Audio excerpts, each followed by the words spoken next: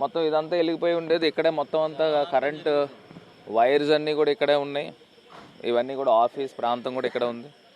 ఇక నిజంగా ఎవరైనా మనుషులు కనుక ఉండి ఉంటే మరి వాళ్ళు ఈ టైర్స్ కూడా చాలా గట్టిగా బర్స్ట్ అయినాయి అని కూడా చెప్తా ఉన్నారు. మరి ఈ వీడియోస్ కూడా నా దగ్గరికి వెంటనే మా వాళ్ళు సినిమా నుంచి వెళ్తూ వెళ్తూ ఇక్కడ ఆగి చూసినప్పుడు పరిస్థితి చూస్తే ఇక ఈ రకంగా వెలిగిన సందర్భం మరి నిజంగా బాధ అనిపిస్తుంది. మీకు ఎన్ని గంటలకు తెలిసింది సమాచారం, ఎలా తెలిసింది? జస్ట్ ఒక హాఫ్ అన్ అవర్ బ్యాక్ అండి. మళ్ళీ నేను ఇంటి దగ్గర నుంచి బయలుదేరి అక్కడికి రావడం జరిగింది. ఒకటి నిజంగా ఈ టైప్ అనేది రాజమండ్రిలో లేదు ఎప్పుడూను. మరి మిగతా ప్రాంతాల్లో అసలు మేము ఫస్ట్ టైం ఆశ్చర్యం అనిపిస్తూ ఉంది.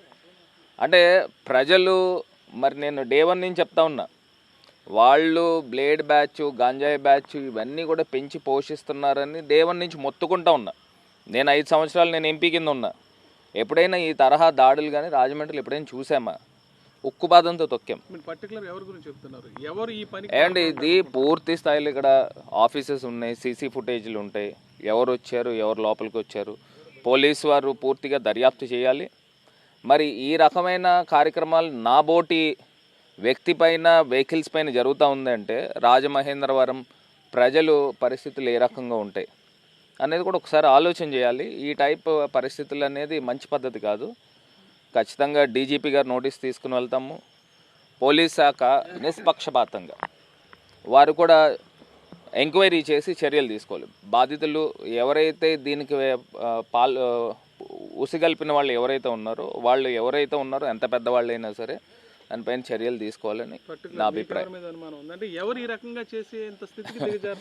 ఏముంటుందన్న, ఇప్పుడు నా పైన నాకు వ్యక్తిగతంగా ఎవరిపైన పగలు ఉండవు, లేదా కక్షలు ఉండవు, లేకపోతే నాకు ప్రత్యర్థులు ఎవరు ఉండరు.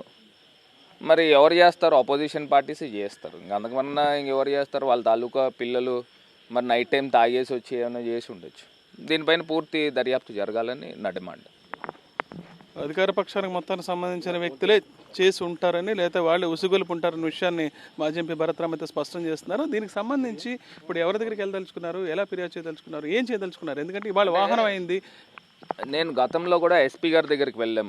ఎస్పీ గారి దగ్గరికి వెళ్ళి అప్పుడు కూడా ఈ శిలాపలకంది వీడియోస్ ఎంత వైరల్ అయినాయో కూడా చూశారు.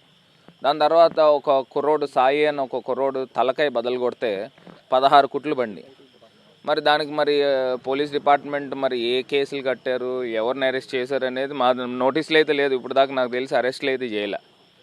మరి ఈ పరిస్థితుల్లో ఉన్నప్పుడు అసలు మనము ఏం మెసేజ్ ఇద్దాం అనుకుంటున్నాము సమాజానికి, అదైతే తెలుసుకోవాల్సిన అవసరం ఉంది.